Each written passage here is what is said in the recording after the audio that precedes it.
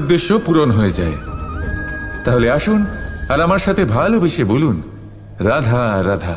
আমরা সকলে চাই আমাদের জীবনে সাফল্য আসুক। আমরা চাই যে এই সংসারে আমাদের খ্যাতি ছড়িয়ে পড়ুক। আমরা চাই যেন আমরা আলোচিত হই। কিন্তু শুধু চাইলেই কি যায় আসে? যদি এই সংসারে আলোচিত হতে হয় তাহলে পরিচিত হতে হবে পরিশ্রমের দ্বারা। যতক্ষণ না আপনারা পরিশ্রমের সাথে পরিচিত হবেন, সাফল্যের সাথে পরিচিত হবেন না। সংঘর্ষ করতে হবে প্রতিদিন, প্রতি বছর। জীবনের সব পরিস্থিতিতেই হয়তো নতুন নতুন বাধা আসবে, নতুন নতুন বিঘ্ন ঘটবে। কিন্তু এটা আবশ্যক নয় যে সমস্ত বিঘ্ন বিনাশের জন্য আসবে। কিছু বিঘ্ন আপনার পথ প্রশস্ত করার জন্য আসবে, আপনার পথ পরিষ্কার করার জন্য আসবে। যদি আপনাকে উদাহরণ দিই, যখন বন্যা আসে, বাড়ি ঘর ভেসে যায়, তখন আমরা হতাশ হয়ে পড়ি, আমরা দুঃখী হয়ে পড়ি। কিন্তু সেই বন্যাই আমাদের সেই ধরিত্রীকে এত উর্বর করে তোলে যে সেই উর্বর অংশ কাজে লাগিয়ে আমরা সেরকম আরো 10টা বাড়ি বানাতে পারি। তাহলে ধন্যাত্মক থাকুন আর যে কোনো সংঘর্ষের জন্য প্রস্তুত থাকুন। জীবনে অনেক দূর যেতে পারবেন। তাহলে আসুন আমার সাথে ভালোবেসে বলুন, রাধা রাধা। সময়, এই সময় আসলে কি? এই সময় একটা সরল রেখা তো কখনোই নয়। সময় হলো একটা চক্র, যেখানে এর আদি সেখানেই হলো এর অন্ত, আর যেখানে তা শেষ হয় সেখান থেকেই তার শুরু হয়। এই সময় একটা অত্যন্ত বিচিত্র চিন্তা, বিচিত্র ভাবনা, একটা বিচিত্র বস্তু যা কেউ বুঝতে পারেন না। এই সময়ের লীলা, এর কোনো প্রমাণ নেই, কোনো জ্ঞান নেই, কোনো পরিমাপ নেই। শুধু এটুকু আমরা জানতে পারি, যেখানে শেষ হবে সেখান থেকে একটা নতুন সূচনাও হবে। যা আজ আপনার কাছে আছে কাল অন্য কারোর কাছে যাবে, তারপরে তার কাছ থেকেও অন্য কারোর কাছে যাবে, তারপরে তার থেকেও ছিনিয়ে নেওয়া হবে। এই নিয়তির একজনের কাছ থেকে অন্যজনের কাছে আদান প্রদানের এই সময় হলো আপনার সময়। এই সময় সদ্ব্যবহার করুন, এই সময়কে বাঁচুন। আপনাকে শুধু এটাই সুনিশ্চিত করতে হবে যে আপনি কোন পক্ষে আছেন। আর সত্যি বলতে কি, আপনার জীবনের পরিণাম নির্ভর করে আপনার নির্বাচনের ওপর। আপনি কোন পক্ষ নির্বাচন করছেন। তাহলে মনে রাখবেন, জীবনে সেই পক্ষই নির্বাচন করবেন যা চয়ন করার পরে আপনি সুখ অনুভব করবেন, আপনি সন্তোষ লাভ করবেন, প্রসন্নতা লাভ করবেন। আর আমি এটাই সুনিশ্চিত করব যে এই পক্ষ যেন শান্তির পক্ষ হয়, এই পক্ষই যেন প্রেমের পক্ষ হয়। তাহলে চিন্তা করবেন না, আর আসুন আমার সাথে ভালোবেসে বলুন, রাধা রাধা। পরিবর্তন এই সংসারের শাশ্বত নিয়ম। কোনো রাজা নেই যিনি চিরকাল রাজা থাকেন, কোনো ধনী ব্যক্তি নেই যিনি চিরকাল ধনী থাকবেন। এই সংসারে সূর্যের স্থান নেওয়ার জন্য চন্দ্রিমার আগমন ঘটে। কোনো স্থান যাকে পতিত বলা হয়েছিল সেখানে মহল তৈরি হয়েছে, কোনো স্থান যাকে আজ মলিন বলা হয়েছে কাল সেখানে মন্দিরও স্থাপন হতে পারে। কোনো ঋতু চিরকালের জন্য থাকে না, কখনো সময় চিরকাল একরকম থাকে না। আজ যা আপনার কাছে রয়েছে কাল অন্য কারোর ছিল, আজ যে আপনার কাছে রয়েছে কাল তা অন্য কারোর কাছে চলে যাবে। আপনার সাথে কিছু থাকলে তা হলো আপনার কর্ম, কিন্তু সেই কর্মের পরিণামও আপনার নয়। আপনি শুধু কর্ম করুন, বাকি সবকিছুই পরিবর্তনশীল। কিন্তু সেই পরিবর্তনকে দেখে ভয় পাওয়ার প্রয়োজন নেই, তাকে স্বাগত জানান। যদি আপনি হাসি মুখে সেই পরিবর্তনকে স্বাগত জানান, তাহলে এই পরিবর্তনও হাসি মুখে আপনার সাথে থাকবে। আসুন আমার সাথে ভালোবেসে বলুন, রাধা রাধা। আজকাল আপনি দেখে থাকবেন যে মা বাবা শুধুমাত্র সন্তানকে ভালোবাসেন তা নয়, তাদের মোহেও জড়িয়ে পড়েন। বিদ্যালয়ে যখন পাঠান তখন সমস্ত সুযোগ সুবিধা দিয়েই পাঠান, চেষ্টা করেন যে সবসময় যেন সন্তান তাদের চোখের সামনেই থাকে। কিন্তু ভুলে যান এক অত্যন্ত গুরুত্বপূর্ণ কথা, যে সন্তানকে এক নতুন দৃষ্টিভঙ্গি দেওয়াই হলো ওনাদের কর্তব্য। সেই জন্য পুরাতন কালে শিষ্যদের গুরুকুলে পাঠানো হতো, বাড়ির থেকে দূরে। কারণ বাড়ি ছেড়ে যাওয়া এক সন্তানের জন্য, এক শিষ্যের জন্য অত্যন্ত শুভ লক্ষণ হয়। যখন সে বাড়ির থেকে দূরে, গৃহস্থের থেকে দূরে থাকবে, তখন এই সংসারকে সে এক নতুন দৃষ্টিভঙ্গি দিয়ে দেখবে, পরখ করবে, বুঝতে পারবে, আর সবকিছু নিজে থেকেই শিখে যাবে। শিখে যাবে কখন আক্রমণ করতে হয়, কখন পিছু হটতে হয়, কিভাবে এই সংসারের সম্মুখীন হতে হয়, আর এটা আপনার দৃষ্টি ওকে শেখাতে পারবে না, ওর অভিজ্ঞতা ওকে শেখাতে পারবে। তাই মনে রাখবেন, যদি আপনি চান যে আপনার সন্তানের বিকাশ হোক, তাহলে অনেক সময় ওকে নিজের থেকে দূরে নিয়ে যেতে হয়। যদি মোহে আবদ্ধ থাকেন তাহলে ওর বিকাশ কখনোই হবে না। তাহলে আসুন আমার সাথে ভালোবেসে বলুন, রাধা রাধা। সুরক্ষা, এই সুরক্ষা আসলে কি? এটা কি কোনো কবচ, নাকি কোনো সীমা? এই সুরক্ষা আসলে অন্য কিছু। আমাদের মাতা পিতা, আমাদের প্রিয়জন, আমাদের বন্ধু, এই সমাজ, আমাদের শুভাকাঙ্ক্ষী, আমাদের আত্মীয়, এনারা সবাই আমাদের জীবনে কোনো না কোনোভাবে সুরক্ষা দিয়ে থাকেন, একটা কবচ দিয়ে থাকেন কোনো না কোনো রূপে।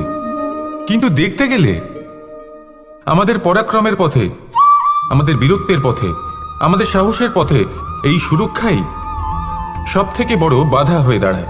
একবার ভেবে দেখুন, যদি আপনি কোনো সুরক্ষাই না পান, বা যদি আপনি এই সুরক্ষা ভেঙে বাইরে আসতে পারেন, তাহলে আপনার বীরত্ব চরম সীমায় পৌঁছে যায়। কেন? কারণ তখন আপনি জানেন যে এই সংসারের সম্মুখীন আমাদের নিজেদেরই হতে হবে। আপনি বুঝে যান যে শত্রুর সম্মুখীন এবার নিজের বলের দ্বারা, নিজের পরাক্রমের দ্বারা, নিজের সাহসের দ্বারা করতে হবে। আর তখন আমাদের মনের মধ্যে এই শক্তি জাগ্রত হয়। এই শক্তি অন্তরেই বসবাস করে, শুধু এটা চিনে নিতে হবে, একে জাগ্রত করতে হবে। আর এটা সুরক্ষা ভেঙে যাওয়ার পরেই সম্ভব হয়। আর যারা নিজের শক্তির সম্পর্কে জানেন, যিনি নিজেই জানেন তিনি কতটা শক্তিশালী, তিনি নিজেই নিজের সুরক্ষা কবচ চিরকালের মতো ভেঙে ফেলে দেন, ঠিক কর্ণের মতো। আর তারপরে দেখুন, আপনার পরাজয় হোক বা বিজয়ী হোক না কেন, সেটাই অনেক বড় হয়, সেটাই প্রশস্ত হয়ে থাকে। সেই জন্য ত্যাগ করুন নিজের ভয়কে, নিজের আশেপাশের এই সুরক্ষা চক্রকে ভেঙে ফেলুন, আর সম্মুখীন হন এই সংসারে, নিজের শত্রুর সম্মুখীন হন। পরাক্রমের এই অঙ্কুর, তা অঙ্কুরিত হওয়ার জন্য বীজের উপরের এই কবচ, এটা ভেঙে যাওয়া অতি আবশ্যক। আসুন আমার সাথে ভালোবেসে বলুন, রাধা রাধা। বটবৃক্ষের বীজ সর্ষের দানার থেকেও ছোট হয়, কিন্তু যখন তা নিজের রূপ ধারণ করে তখন তা বিশাল বৃক্ষের আকার ধারণ করে, যা সহস্র বছর ধরে বেঁচে থাকে, ছায়া প্রদান করে, পাখিদের আশ্রয় প্রদান করে, আর দেয় পথচারীদের বিশ্রাম করার স্থান। কেন? কারণ সেই ছোট বীজ তা মাটির ভেতরে গিয়ে নিজের খোলস ত্যাগ করে। অন্ধকারে থাকে সে, যতই আলো আসুক না কেন, যতই বর্ষা আসুক না কেন, সব সহ্য করে। আর তারপরে একটা চারা গাছ অঙ্কুরিত হয়, তারপর ধীর গতিতে একটা বিশাল বৃক্ষতে পরিণত হয়। দেখুন, জীবনে কঠিন সময় আসে, এই জন্য নয় যে আপনি হার মেনে নেবেন, এই জন্য আসে যাতে আপনি ভবিষ্যৎ নির্মাণের জন্য নিজেকে তৈরি করতে পারেন। যদি কঠিন সময়ে আপনি ওই বীজের মতো দৃঢ় হয়ে থাকতে পারেন, তাহলে আপনিও একদিন সেই বিশাল বৃক্ষের মতো নিজের অস্তিত্ব গড়ে তুলতে পারবেন, যা সহস্র বছর পর্যন্ত মনে রাখা হবে।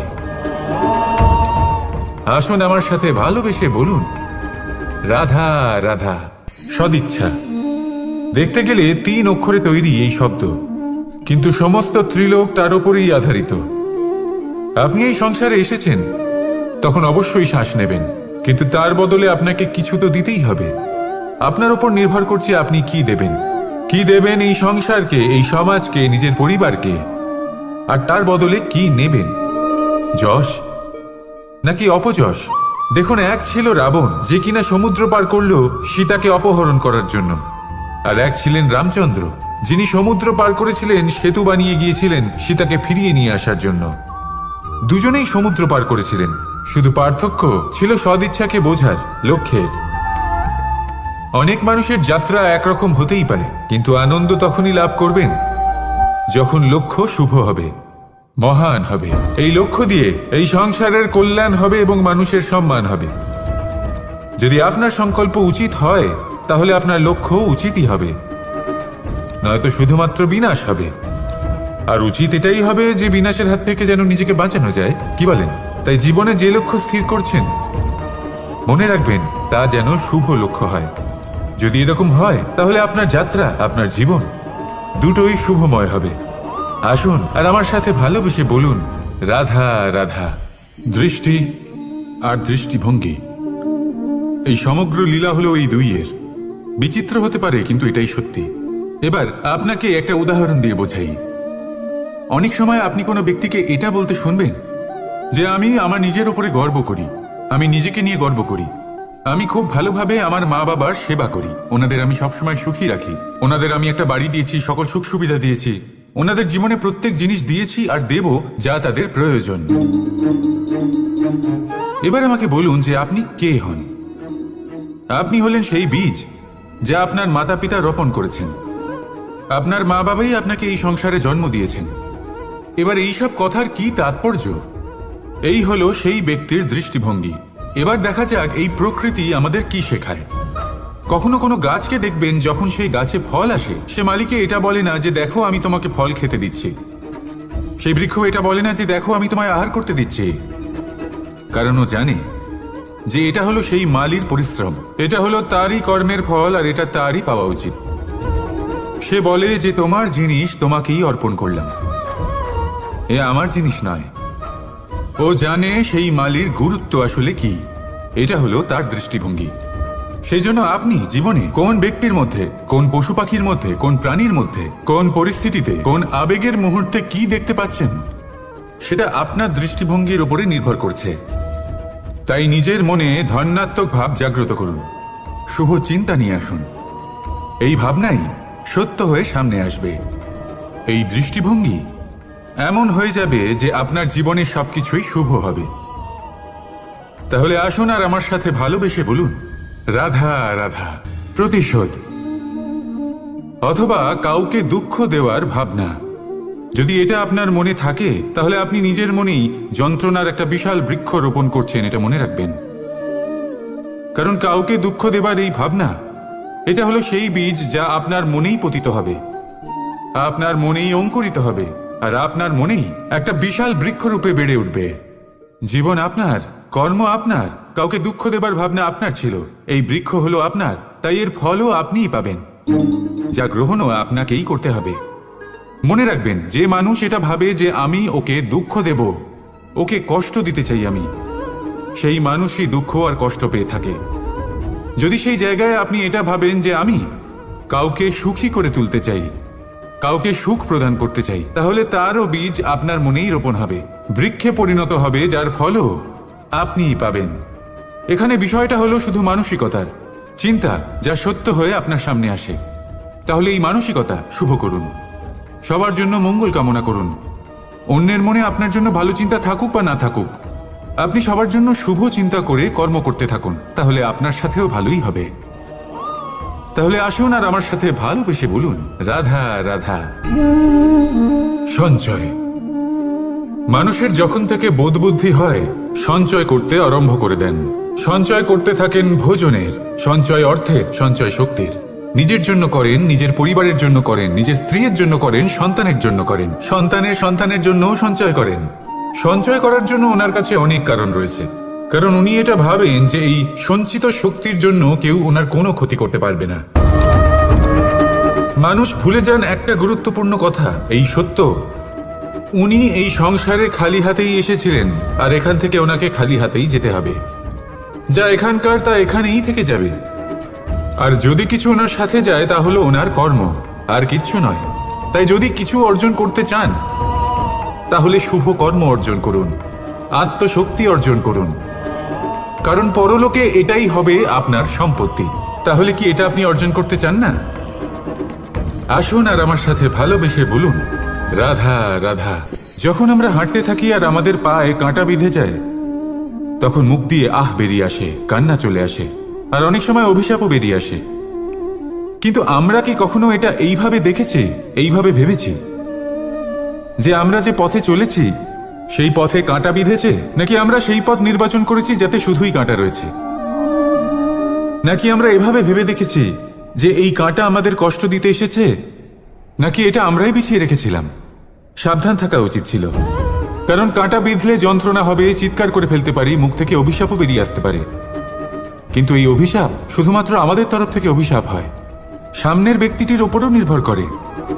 এবার সেই ব্যক্তি যদি এমন হয় যে ফুল আর কাঁটা এই দুই সমানভাবে গ্রহণ করতে পারে, তার কাছে অভিশাপও বরদানে পরিণত হয়। শেষ পর্যন্ত ব্যাপারটা দাঁড়ায় ভাবনা, চিন্তা, দৃষ্টিভঙ্গির উপর, কারণ আপনার এই ভাবনাই সত্যি হয়ে সামনে আসে। সেই জন্য এই ভাবনা, চিন্তা, মানসিকতাকে গুরুত্ব সহকারে দেখবেন। এই বিবেচনা নিয়ে বিবেচনা করতে শিখুন। আমার কথার অর্থ হলো যে জীবনে যখন এরকম কিছু একটা ঘটবে তখন ভেবে দেখুন যে এরকম কেন হলো। আপনি কি এমন কোনো কর্ম করেছিলেন যার কর্মফল এটা? এমন কোনো কাজ যা অনুচিত ছিল, অসত্য ছিল, যা অভদ্রতার কারণ ছিল? ভেবে দেখা প্রয়োজন। দেখুন, ইচ্ছে হলো আপনার যে আপনি কি করতে চান, ভাবনা আপনার, সত্য আপনার, জীবন আপনার, সিদ্ধান্ত আপনার। আসুন আর আমার সাথে ভালোবেসে বলুন, রাধা রাধা। জীবনে শিখরে পৌঁছানোর জন্য মানুষের কি প্রয়োজন হয়ে থাকে? সিঁড়ির। কিন্তু তাও প্রত্যেক মানুষ, প্রত্যেক ব্যক্তি শিখরে পৌঁছতে পারেন না। এর কারণ কি? কারণ একটা হতে পারে যে মানুষ